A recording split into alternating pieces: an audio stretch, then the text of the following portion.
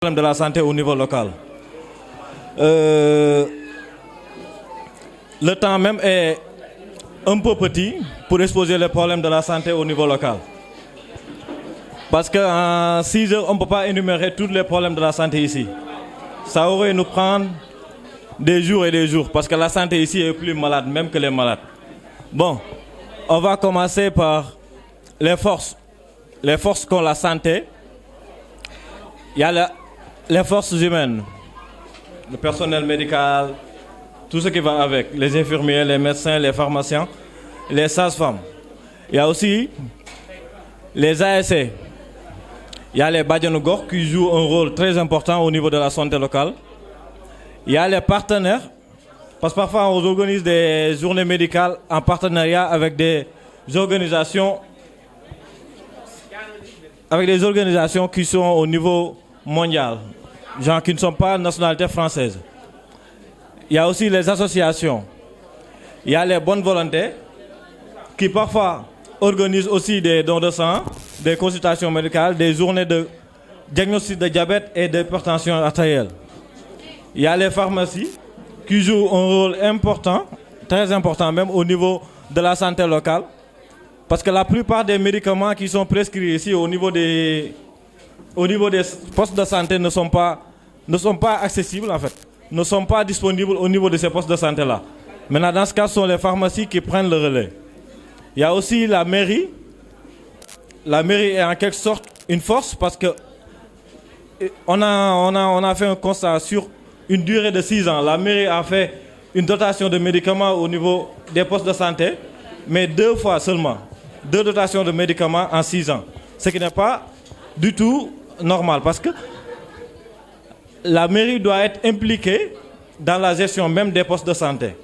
Et la plupart de ces médicaments-là n'étaient pas utilisables au niveau des malades parce que c'est des médicaments parfois anticancéreux qui ne sont pas du domaine des postes de santé, qui sont de notre domaine médical. Et ces médicaments-là étaient parfois, ou bien avaient parfois des dates de péremption qui sont proches. Genre, dans 2 mois, vous voyez ce que je veux dire. Il y a aussi les associations de hommes de tenue, des gendarmes et policiers qui aident beaucoup les postes de santé. Maintenant, au niveau des faiblesses, on a énuméré les infrastructures. Vous avez bien comme moi, les postes de santé ici sont dans un état salubre. Les murs sont fissurés, la peinture n'est pas bonne. Il y a tout un tas de soucis là-dedans au niveau des infrastructures. Il y a aussi le manque de personnel. Manque d'ICP, infirmiers, chefs de poste. Il y a manque de sages-femmes et manque d'aides-soignants aussi. Il y a aussi un plateau médical médiocre en bas de la moyenne même. Les matériaux médicaux, ce qu'ils utilisent, les lits, tout ça n'est pas suffisant et ne répond pas aux normes de l'OMS. Il y a aussi un manque de soutien de la part des autorités de la mairie. Il y a un responsable de la santé au niveau de la mairie, mais qui n'a jamais rendu visite au poste de santé. Les gens ne le connaissent même pas.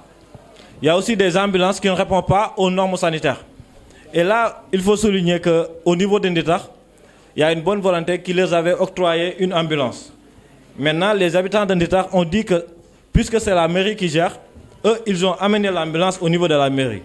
Maintenant, jusqu'à présent, l'ambulance au niveau de la mairie est inutilisable, alors que ça pourrait aider. Il y a aussi l'absence des subventions de la mairie, parce que chaque année, la mairie vote un budget. Maintenant, la santé doit avoir une part de ce budget-là. Maintenant, cette part de ce budget-là doit servir à améliorer les conditions de travail des personnels de santé et le fonctionnement des postes de santé même. Il y a aussi le paiement d'eau et d'électricité. Récemment même, ils avaient un problème de facture d'eau de 900 000. Ils ont exposé ce problème-là à la mairie. La mairie n'a rien fait, je vous assure. Il y a aussi prise en charge du personnel qui doit être effectif. Il y a aussi manque de soutien par le mutuelle de santé. Il y a une mutuelle de santé ici qui aide les populations.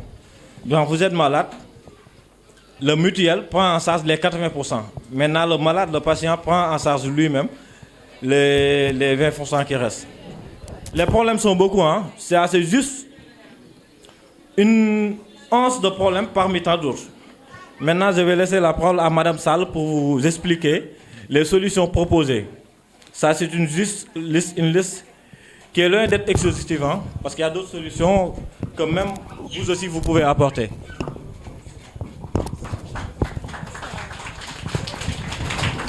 Salam alaikum. Je suis Khoudia Fall, Madame Sall de Nditax. En même temps, je suis ASC matrone au niveau de santé de Poste Niangal. Avant d'aller aux solutions, je veux wax touti ci force et faiblesse santé. Parce que je veux wax en wolof aussi expliquer ndax li ñu ne ku nekk li nga dund yow yaa ko xam te man li may wax dama ko dund moo tax ma mën ko expliquer.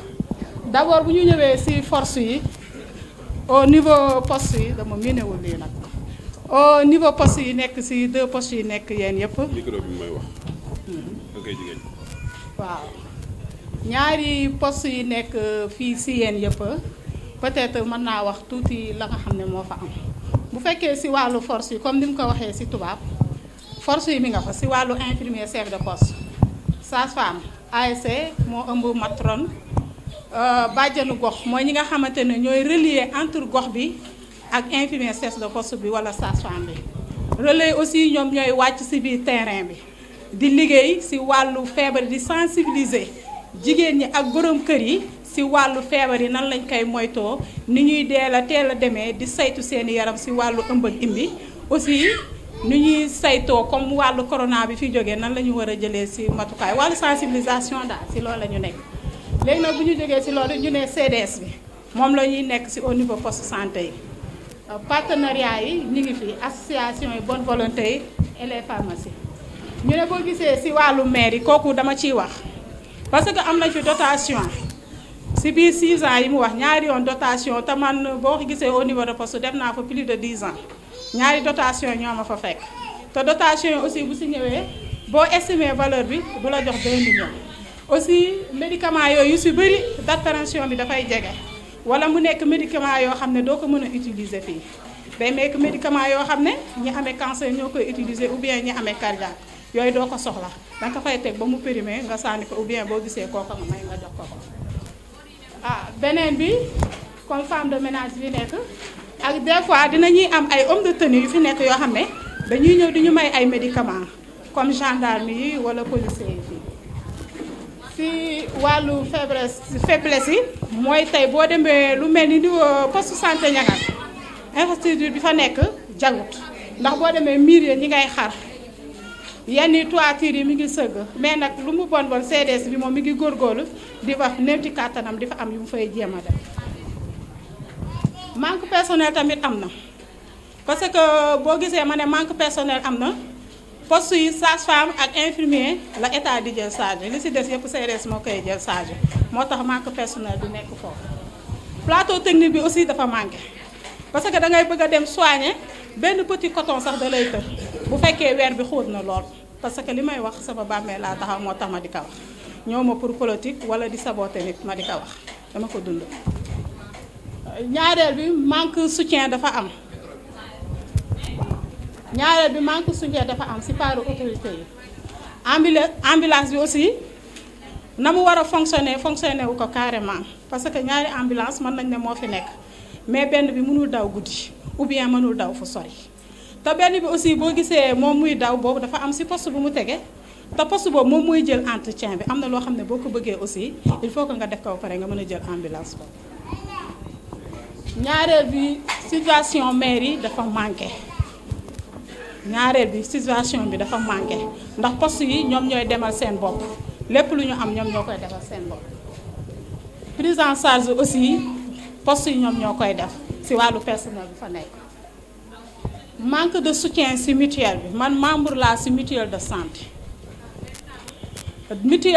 depuis 2014 la nekk fii au niveau de Yène à chaque fois dañuy solliciter pour dem ci monsieur le maire parce que ñun dañuy liggéey ak yeneen commune man acteur laa damay dem ci yeneen dëkk yi lu mel ni Sébi Diamniadio te ñooñu gis nañu seeni maire yi ni ñu jàppale seen mutuelle ba dooleel ko ñun manque boobu dañ ko am depuis 2014 ba léegi nag ñu ngi fi nekk mais mutuelle bi dox bi mu war a doxee ba léegi manqué na léegi ñu ñëw ci solution bi léegi solution yi dañ ne woon il faut que maire bi mu impliqué aussi gestion poste de santé mu ñëw di ñu rendre visite ci poste de santé yi prise en charge aussi ci personnel de santé yi fa nekk des fois tamit dañuy dund ci manque d'électricité wala d'eau loolu tamit des fois dañ koy dund. accusation ambulance bi aussi comme ni mu ko waxee nit tax amoon na ku fa nekkoon ku leen mayoon benn corbillard mais biñ ko jëlee comme que ñoom dañ ne maire moo fi nekk nañ ko jox ambulance ba ambulance boobu depuis booba léegi mi ngi au niveau de maire yi génn ko ñu ne tamit nañu dimbale ñu réserver ñu ay espace ndax dëkk bi màgg na màggaay boo xamante ne ëllëg dina soxla centre de santé te bu ñu réserver espace mun na am ëllëg bu centre bi ñëwee aussi fu sori lay nekk du jege population bi ñu ne poste yi aussi bu ñu mënee dimbale ba jàppale ñu ba defaraat ko aussi dina nekk loo xam ne lu ñu gënal la. nee nañ aussi nañuy délégué ay responsable yoo xamante ne dañuy ñëw au niveau des postes pour mën a xam lan la poste yi di dundee ak lan moo fa xew. ñu ne positionné mairie bi ci wàllu partenariat ak améliorer plateau technique bi loolu daal la santé doo wax mbir mi yaatu na mënoon nañ ko gën a yaatal mais nag dañu tënk rek bu incha allah beneen